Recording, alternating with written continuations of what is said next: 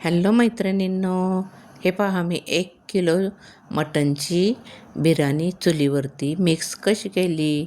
1 किलोला 1 किलो कांदा चिरला, नंतर पावशेर दही, आलं लसूण पेस्ट,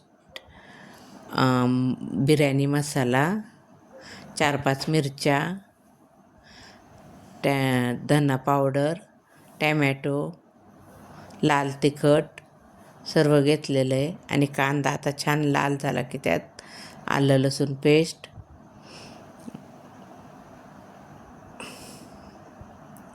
सर्व टाकून द्यायचं. हिरव्या मिरच्या, तर आलं लसूण पेस्ट टाकलेली आहे. चांगला कांदा लाल झालेला आहे. आता नंतर तेव्हा मिरची टाकत आहे खोडून. मिरच्या टाकून झाले की मसाला टाकलेला आहे. आता सगळा एकजीव गिरवी तयार केलेली आहे.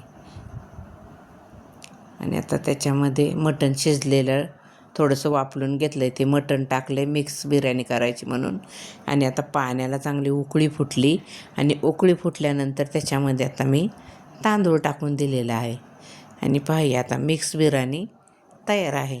आता एक उकळी फुटली, त्याच्यावर झाकण ठेवले की खूप सुंदर अशी सुटसुटीत बिर्याणी मिक्स मटण तयार आहे.